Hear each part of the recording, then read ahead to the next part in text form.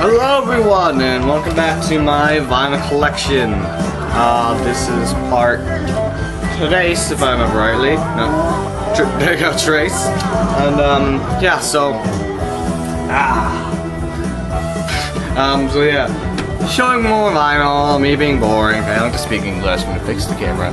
There we go. It's in a better angle. Now you can see all my lovely face. Isn't it adorable? Anyways, what's playing in the background? Kansas's Song of America. I showed this in my last collection video. Just great 70s prog. Some really good 70s prog. So yeah. Anyways, let's begin. So, first up.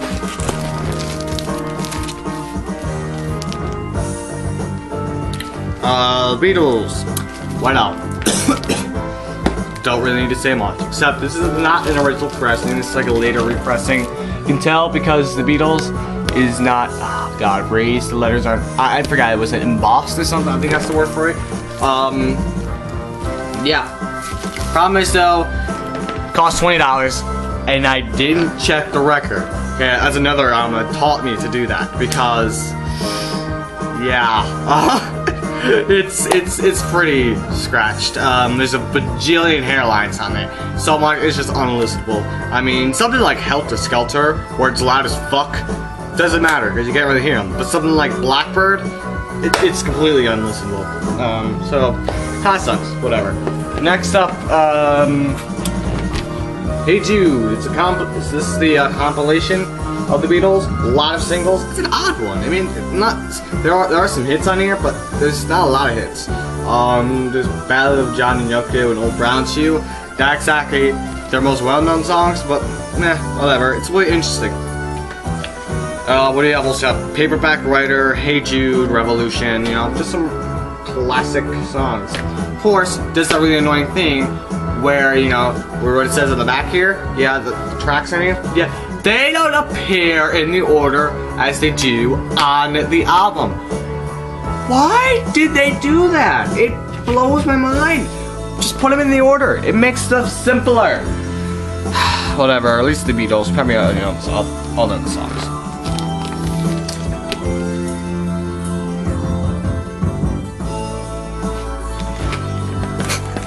Alright, next up, Elvis. I gotta say, I'm not a big Elvis fan. I think his slow songs are shit. Personally, that's just me. But yeah. But I'm not gonna pull it out. Well, actually I will, just to that this has quite fallen apart. In fact, actually I have another record over there, with side 2, I think. To save it from this monstrosity that has become this album. It's just, look at it's quite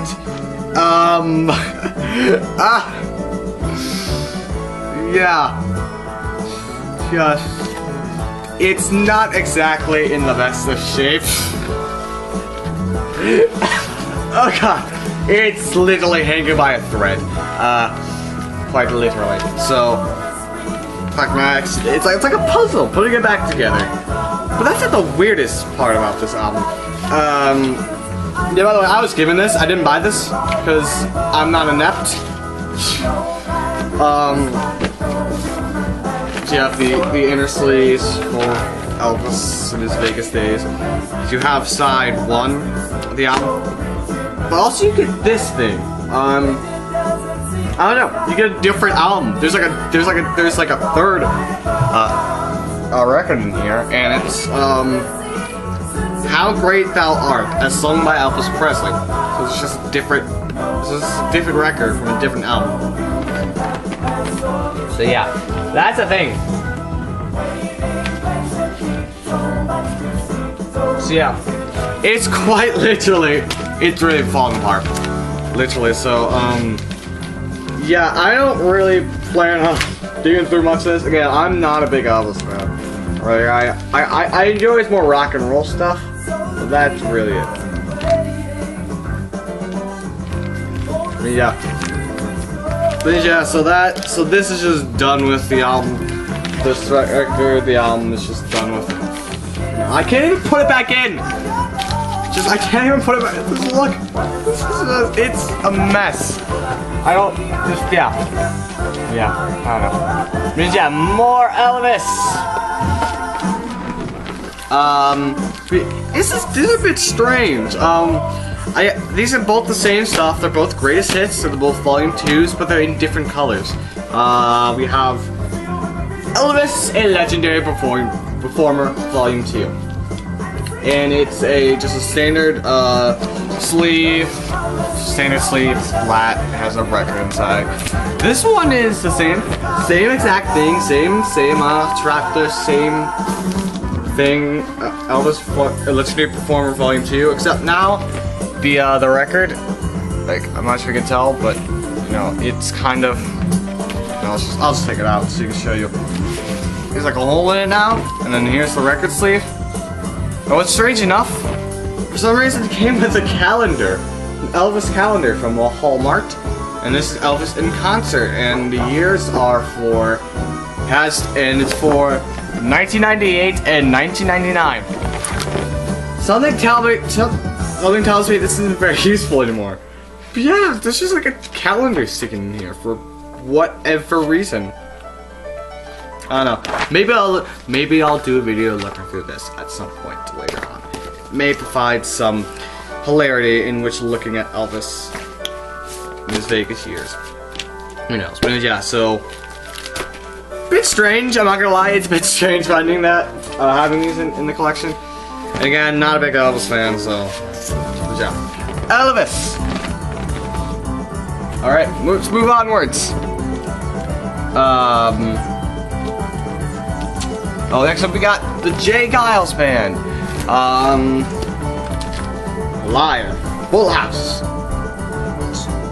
Blew me away how amazing this live record was. It seriously is fantastic. 1972. We got some good set. We got a good set list here, and still in its original shrink. So the record has stayed quite nice over the years. Still has the original pricing sticker on here. Apparently this resold for a value of $1. I think that's quite a steal for how great this record is. But yeah, it's on the Atlantic, on the classic Atlantic label that I also love. And yeah, it's a really phenomenal live album. Just a bajillions of pounds worth of energy. And the record and the inner sleeve is quite falling apart for whatever. I prefer the inner sleeves for like the rounded corners, because they're easier to put in and get out. But whatever. Fantastic live album. Here's their album from '74.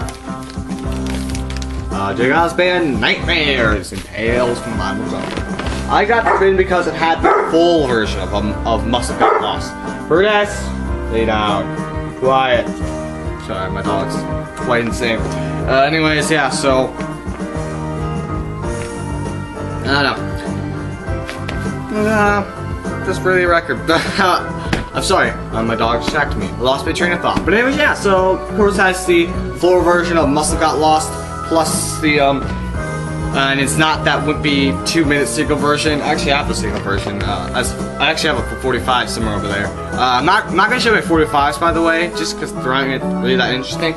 Well, actually, I have one that I'd like to show here. I'll grab it now. I'll show it after this one. But yeah, it also has a Detroit Breakdown and Give It All Up, and Funky Judge, which is the B-side to the single of Must Have Got Lost. And yeah, so here's the 45 I just mentioned. I don't know, didn't expect me to show this, but I will now. It's called the Urbanizations. Those shitty clue who these guys are. I picked it. The reason I picked it up because it's actually an EP like thing. It's has 4 songs on it. It was only for $94, so I picked it up thinking that's quite a steal. Also spins at 33 RPM. There isn't a copyright date on here. I quickly looked them up on iTunes real quick. I think I saw another EP by them. Wasn't this one? Not sure if it's the same band or not. I think they were. I don't know. But yeah, brought them home and I thought, well, why not? Let's get it. So yeah. Steal, quite a steal actually, I think. Best way I could describe them is jazz rock. Wild Child disc. That slid quite out, like I didn't mean for it to happen. Still a piece. So the vinyl itself is actually strangely translucent as well. It's quite an oddity, I'd say. Yeah, I think it's just jazz rock. It's a nice, simple little jazz rock piece. It's not a bad listen for sure. Also came with these posters. One's just 2 posters, just the same things. I don't know. It's quite odd. It was quite a package. I thought for 94 cents. Let's take a jump on it. Oh, and is it? Oh no, I thought the record was done. I had to flip it. And if I still have quite a bit of time left. Yeah.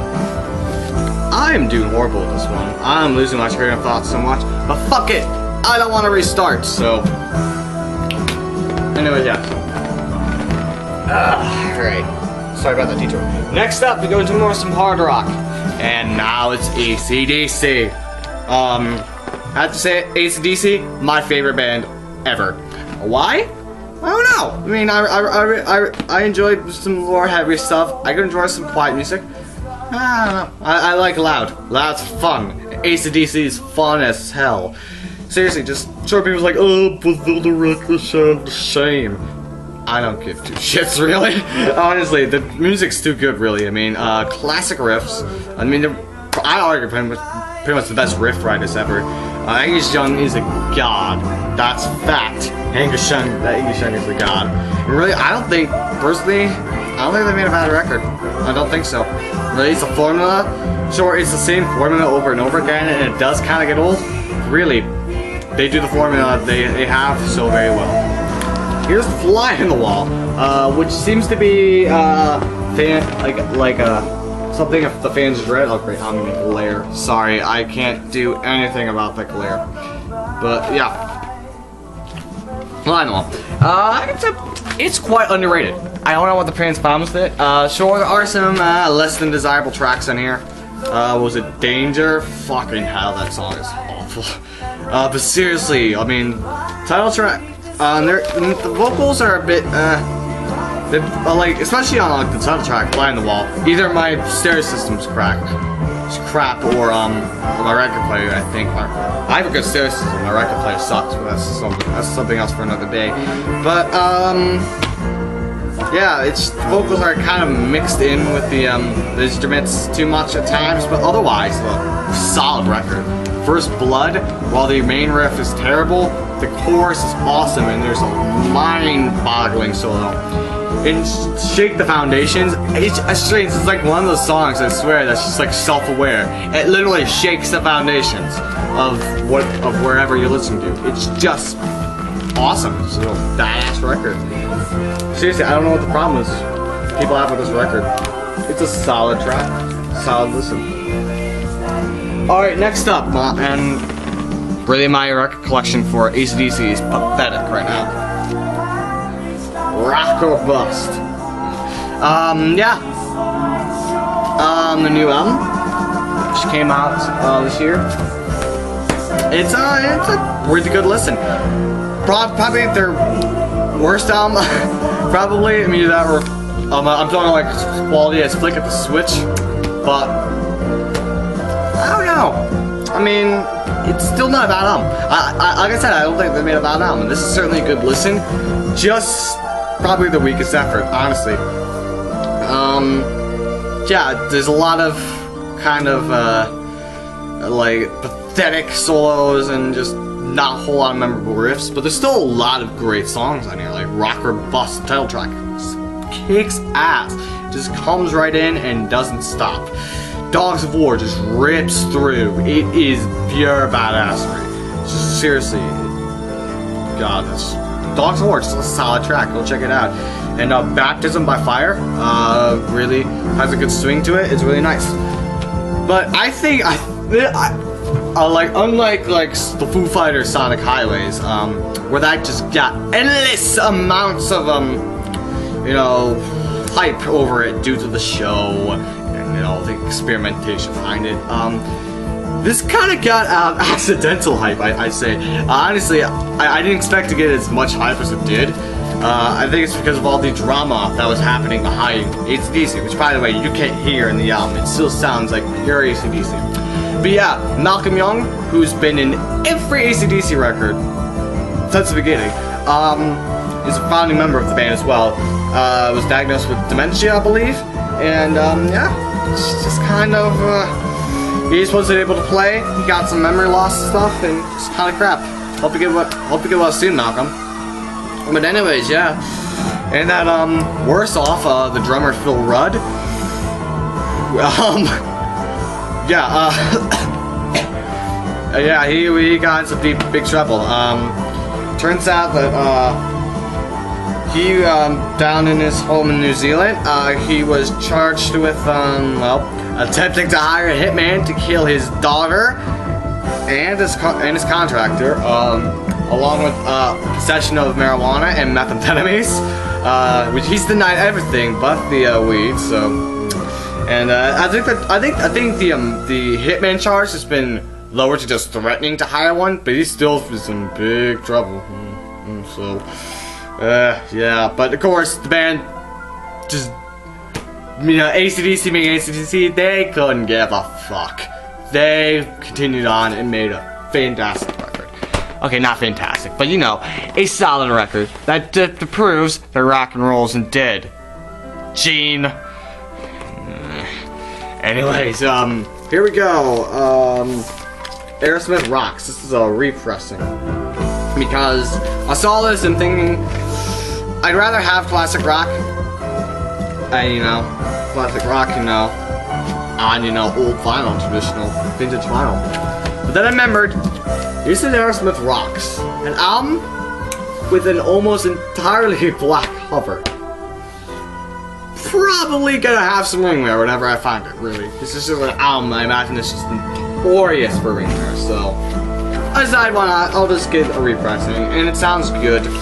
On the old Columbia label, which I also love. Also has probably the most terrifying inner poster ever. You have all these pictures of the bands, and then you have this cartoon image of them. There is something deeply disturbing with all of them. Just look at Steven Tyler. That suit has just given me nightmares on end. But yeah, this is pretty much my favorite Aerosmith record. I gotta admit though, Back in the Saddle doesn't do much for me, honestly. Sorry, but seriously, Lost Child, Rats in the Cellar, Liquid of Promise, just great songs. Good more than good albums, fantastic album. Yeah. Anyways, one more record to show because this video's gone much longer than I hoped. Blue Oyster Cult's Agent of Fortune. Yeah. I don't know. It's a really good record. This of course has the big hit, Don't Fear the Reaper, which I honestly am not tired of. I know a lot of people are like, oh, it's been overplayed so much, and I can definitely see where they're going with. But I actually, before I'd got into, you know, really gotten into music, I hadn't heard it much, so, of course, first time I really got into the song, I thought it was great. It has a fantastic atmosphere, of course, and a legendary riff as well, good solo. It's a good song, you can't deny it. It is a good song.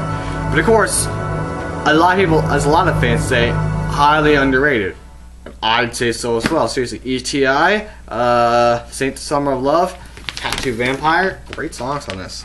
I think I also have what else do I got? Tyranny and Motivation, I think that's what it is, and the record Stop. I talked to the first side of a record. That's insane. Well, that was my last album anyway, so I did just in time. So yeah, thank you for watching part 3. Sorry, it went on for much longer than I thought it is. In fact, I'm keeping like a 20-minute limit on this, and it's recording for like 19 minutes, so I probably should end it here. But yeah, so I'm gonna record part 4. It's gonna be all about Kiss. Anyways, so thanks for watching, and yeah, bye.